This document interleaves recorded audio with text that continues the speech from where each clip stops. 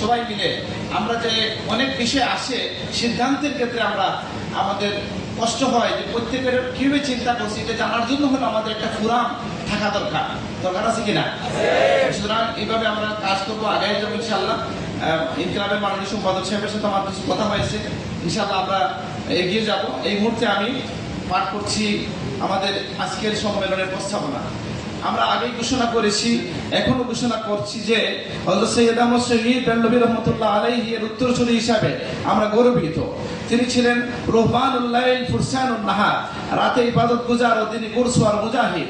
তার সিলসিলা হক ইসলামের প্রকৃত শিক্ষা, আদর্শ প্রচার ও দিনকে বিজয়ী শক্তি হিসেবে প্রতিষ্ঠার লক্ষ্যে এই সিলসিলার অনুসারী আলেম ওলামা পীর মাশায়েখ সকলের ঐক্যবদ্ধ হওয়া একান্ত প্রয়োজন। জুলাই বিপ্লব পরবর্তী সময়ে অন্তর্বর্তী সরকারের অধীনে নারী সংস্কার কমিশন গঠিত হয়েছে। সম্প্রতি এই কমিশনের প্রতিবেদন প্রকাশিত হয়েছে। আমরা অত্যন্ত দুঃখের সাথে লক্ষ্য করেছি যে নারী সংস্কার কমিশনের প্রতিবেদনে এমন অনেক প্রস্তাবনা দেওয়া হয়েছে যা সরাসরি কোরআন সুন্নাহর সাথে সাংঘর্ষিক। এ ধরনের প্রস্তাবনা ইসলামের সাথে যুদ্ধ ঘোষণার সামিল। অবিলম্বে বিতর্কিত নারী সংস্কার কমিশন এর প্রতিবেদন বাতিল করতে হবে। যদি এগুলো বাতিল করা না হয় তাহলে দেশের মুসলিম জনগোষ্ঠী এর বিরুদ্ধে আন্দোলনে নামতে বাধ্য হবে। নারী শিশু বৃদ্ধ নির্বিশেষে গাজার মুসলিম জনতার উপর ইসরায়েলের বর্বর হামলা ও নির্যাতনের তীব্র নিন্দা ও প্রতিবাদ আমরা জানাচ্ছি এবং ফিলিস্তিনের স্বাধীনতার পক্ষে বিশ্বের সকল মুসলিম রাষ্ট্রকে সোচ্চার হওয়ার জন্য বিশেষভাবে অনুরোধ জানাচ্ছি। ভারতের বিতর্কিত ওয়াকফ আইন বাতিলের জন্য আমরা জোর দাবি জানাচ্ছি এবং এ দাবি বাস্তবায়নে জাতিসংঘের মাধ্যমে কার্যকর ব্যবস্থা গ্রহণের জন্য অন্তর্বর্তী সরকারের প্রতি আমরা উদাত্ত আহ্বান জানাচ্ছি। ভারতের সংখ্যালঘু মুসলিম নির্যাতন বন্ধে কার্যকর ব্যবস্থা গ্রহণের জন্য আমরা সরকারের প্রতি আহ্বান জানাচ্ছি। আমরা মিয়ানমার কর্তৃক অকথ্য নির্যাতনের শিকার হয়ে জোরপূর্বক বাস্তুচ্যুত রোহিঙ্গা শরণার্থীদের সম্মানজনক, স্বেচ্ছামূলক ও নিরাপদ প্রত্যাবাসনের পক্ষে যা আন্তর্জাতিক তত্ত্বাবধানে টেকসইভাবে বাস্তবায়ন করতে হবে।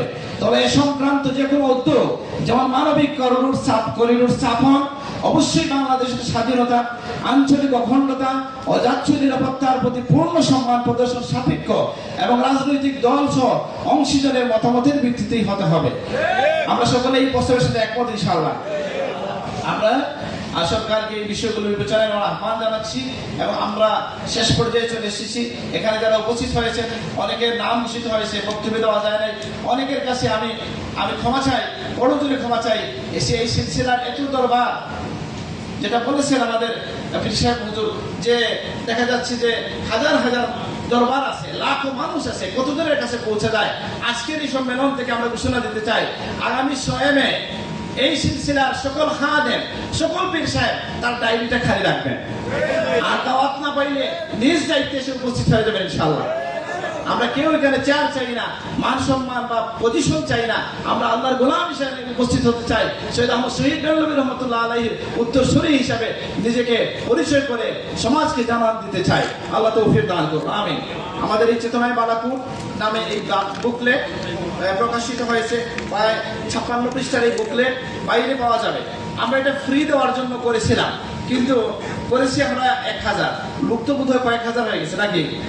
এই জন্য আমরা এটা বাইরে রাখছি, একটু মূল্য মানে হালকা একটু হাদিয়া দিয়ে নিতে হবে যাদের হাতে কিছু আছে। আর একান্ত না থাকলে ফ্রি নিয়ে যাবেন, সেটা হচ্ছে 20 টাকা হাদিয়া রাখতে, ওটা আপনারা নিয়ে যাবেন।